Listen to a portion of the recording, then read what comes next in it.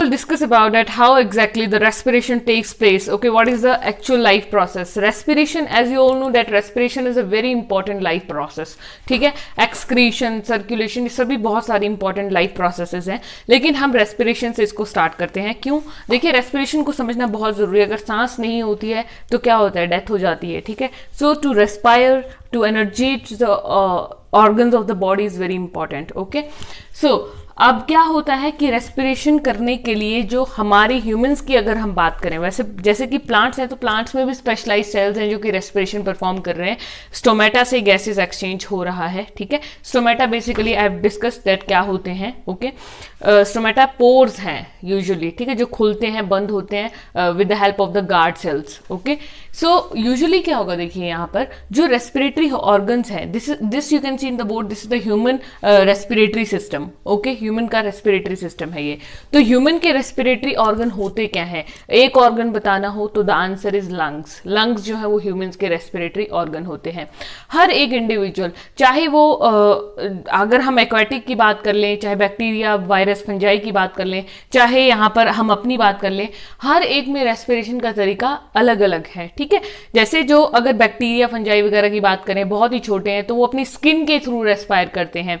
Aquatic individuals की मैं बात करूं, जैसे कि फिशेज हैं तो फिशेज में रेस्पिरेटरी ऑर्गन्स होता है गिल्स, और ह्यूमंस में हमारे अंदर क्या है? लंग्स हैं. ओके, अलग अलग respiratory organ as I have told you.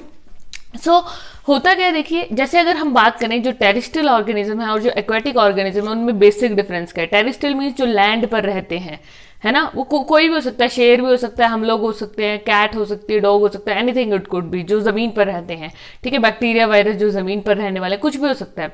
और जो इंडिविजुअल्स एक्वाटिक है, मीन जो वाटर लिविंग है, जैसे फिशेज हैं या कोई भी अदर, ठीक है, इंडिविजुअल्स, तो उनमें क्या होता है? अलग अलग प्रोसेस है रेस्पिरेशन करने का. आई हैव टोल्ड यू कि फिशेज में गिल्स हैं. तो होता क्या है कि जो वाटर है, वाटर में डिजोल्व ऑक्सीजन का अमाउंट कम होता है. ठीक है, मीन्स आप ऐसे बोल सकते हो वाटर में जो ऑक्सीजन है वो डिजोल्व फॉर्म में है ना, वाटर में ऑक्सीजन डिजोल्व फॉर्म में. लेकिन जो हम लोग लैंड में रहते हैं, हमें डिजोल्व ऑक्सीजन नहीं, डिजोल्व क्या होता है? जो किसी चीज में घुली हुई ऑक्सीजन है. वाटर में घुली हुई ऑक्सीजन है जो एक्वाटिक ऑर्गेनिज्म ब्रीथ करेंगे, तो दैट मीन्स वहां पे ऑक्सीजन की कंसेंट्रेशन कम है, क्योंकि वहां पर वाटर भी ज्यादा है. ठीक है, वाटर ज्यादा होगा ना. लेकिन अगर हम अपने लैंड की बात करें तो यहाँ पे ऑक्सीजन की कंसंट्रेशन अच्छी खासी है, हम इजीली ब्रीथ कर सकते हैं. ठीक है, हमें कोई ऐसा एफर्ट डालने की जरूरत नहीं, because there is sufficient oxygen in the atmosphere. Okay, so होता क्या है, अगर हम बात करें तो जो एक्वाटिक हैं, अब उनमें डिजोल्व ऑक्सीजन है तो उनको फटाफट ब्रीथ करना पड़ता है, क्योंकि ऑक्सीजन कम है वहां पर. लेकिन हमें इतनी फटाफट ब्रीथ करने की जरूरत नहीं है, हमारा सिस्टम नॉर्मल है. ठीक है, सो अब देखो, जो हमारा नॉर्मल रेस्पिरेटरी रेट होता है दैट इज नियर अबाउट, आप बोल सकते हो कि 20 से लेके 26 तक हम इतना 1 मिनट में ब्रीथ कर लेते हैं. ओके, अब बात करें, ये हैं आपके रेस्पिरेटरी ऑर्गन्स, लंग्स. लेकिन रेस्पिरेशन क्या यहीं से शुरू होती है? नहीं, रेस्पिरेशन का भी एक पूरा ट्रैक्ट है, एक पूरा पाथवे है जो कि नोज से शुरू होता है और लंग्स तक जाता है. ठीक है, तो this is the nasal passage और this is the mouth cavity. क्योंकि माउथ से हम छोड़ते हैं, इसलिए माउथ को भी रेस्पिरेशन का ये किया गया. कई बार हमें माउथ से सांस लेना पड़ता है अगर कोल्ड कंडीशन है, या कुछ लोगों को आदत ही हो जाती है कई बार कि माउथ से सांस लेना है. ठीक है, सो नेजल पैसेज और माउथ कैविटी ये रेस्पिरेटरी सिस्टम के पार्ट्स हैं. फर्दर कंटिन्यू करेगा नीचे को, नीचे गले वाला जो पोर्शन है ना आपका, ठीक है, ठीक बिल्कुल माउथ से जैसे यहां जैसे होता है फेरिंक्स, और ठीक यहां थोड़ा सा नीचे लैरिंक्स. ठीक है, फेरिंक्स, लैरिंक्स. ठीक है, फेरिंक्स बिल्कुल यहां जैसे होगा, आई कैन टेल यू. ठीक है, इसके अंदर वाले पोर्शन फेरिंक्स, और हल्का सा नीचे यहां जैसे लैरिंक्स, और यहीं पे ट्रैकिया. ये ट्रैकिया है, central part. This is the trachea, जहां आपको थोड़ा खाली खाली फील होता है ना, दिस इज द ट्रैकिया. ठीक है, यहाँ पे. और ट्रैकिया जो है वो कंटिन्यू करता है in form of the cartilaginous ring और रिंग्स ऑफ कार्टिलेजेस. ठीक है, कार्टिलेजेस क्या है? सॉफ्ट टिश्यू है. तो ये सॉफ्ट टिश्यू जो है इसकी फॉर्म में कंटिन्यूएशन है. ये क्यों लगे हुए हैं? इसका काम होता है कि प्रिवेंट्स कोलैप्स. ये एक सपोर्टिंग सिस्टम है लंग्स के लिए, ये लंग्स को कोलैप्स नहीं करने देते हैं.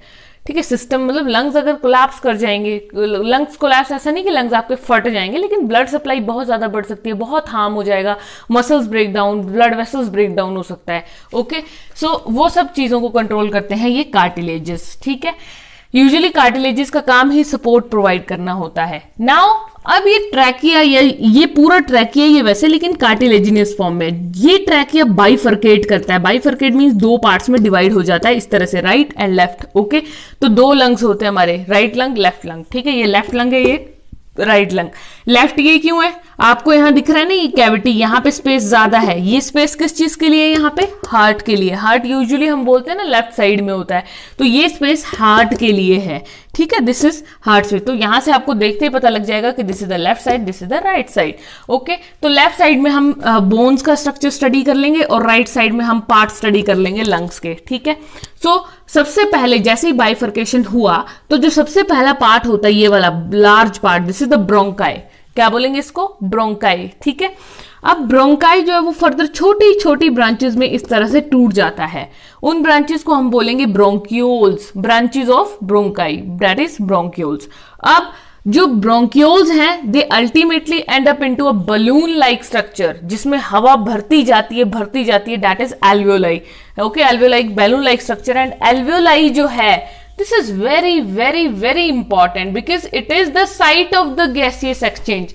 लंग्स में भी कौन सा एग्जैक्ट पार्ट है जहां पे गैसियस एक्सचेंज होता है, so that is the alveoli. Okay, and next is, आपको यहाँ पे ये लंग्स तो दिख ही रहे हैं। अब ये बोनी पार्ट की अगर हम बात करें तो ये बोनी पार्ट में ये जो आपको इस तरह से बोन्स दिख रही है ग्रीन कलर की जो मैंने ड्रॉ की, दिस आर रिब्स।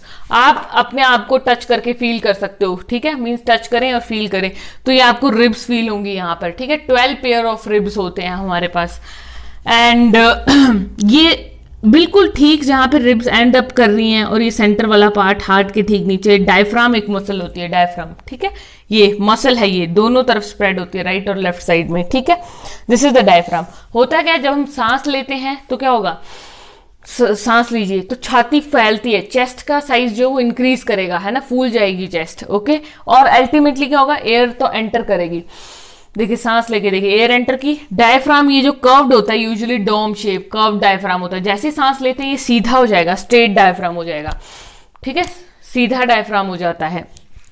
और तो ये सारा प्रोसेस है, इस तरह से ऑक्सीजन हम अंदर ले पाते हैं। Okay, and this was all about. Okay, now अब एक छोटी सी चीज जो याद रखनी है कि ये जो सारा प्रोसेस हो रहा है, ऑक्सीजन और कार्बन डाइऑक्साइड अंदर आते कैसे हैं और बाहर जाते कैसे हैं, क्या फंडा है इसका। तो आपको पता है हम लोग ऑक्सीजन को इंस्पायर करते हैं, ऑक्सीजन लेते हैं और कार्बन डाइऑक्साइड को बाहर छोड़ते हैं, लेकिन प्लांट्स के केस में रिवर्स होता है, प्लांट्स कार्बन डाइऑक्साइड कंज्यूम करते हैं, ऑक्सीजन को रिलीज आउट करते हैं।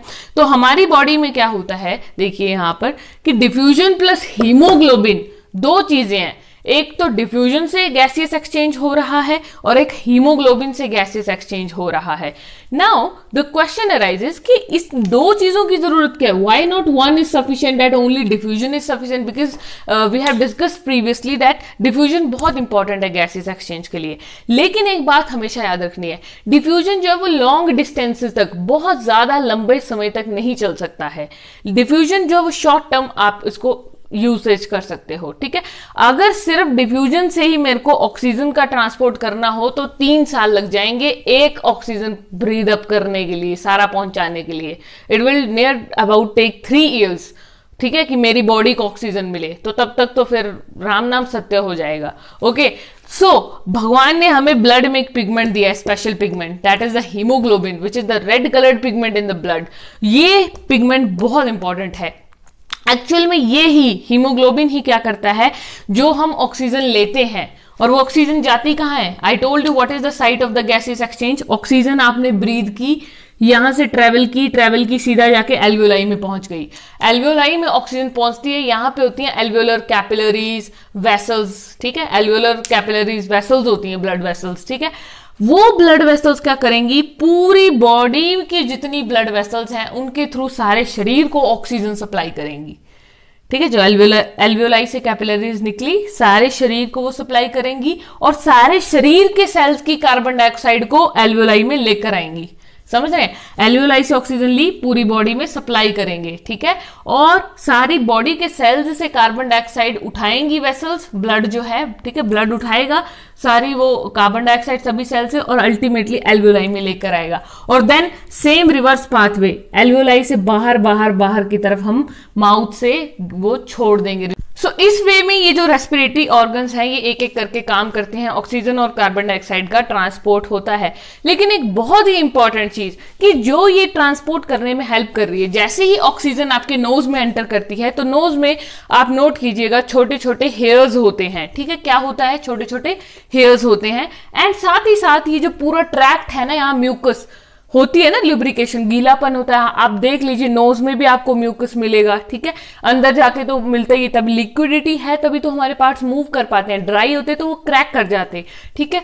तो ये हेयर्स हैं छोटे छोटे, नाक में भी और पूरे ट्रैक में, लंग्स वाले इस पार्ट में भी क्या होते हैं, छोटे छोटे बिल्कुल माइन्यूट हेयर्स होते हैं जिनको हम सीलिया कहते हैं, ठीक है। जो इस लंग्स वाले ट्रैक में प्रेजेंट होंगे उनको हम सीलिया बोलते हैं। और यहां पर भी आपको हेयर्स मिलेंगे, ठीक है। ये हेयर्स हेल्प करते हैं कि अच्छे से मूवमेंट हो। बाल होंगे ना, तो जब वो बाल मूव करेंगे, लहराएंगे ना बाल, तो वो गैस को अंदर अंदर अंदर लेकर जाएंगे और बाहर लाने में भी हेल्प करेंगे। ओके, सो इस वे में हेयर्स और म्यूकस बहुत इंपॉर्टेंट रोल प्ले करते हैं ऑक्सीजन और कार्बन डाइऑक्साइड के ट्रांसपोर्ट में। पूरे रेस्पिरेटरी ट्रैक में आपको म्यूकस और हेयर्स मिलते हैं, ठीक है।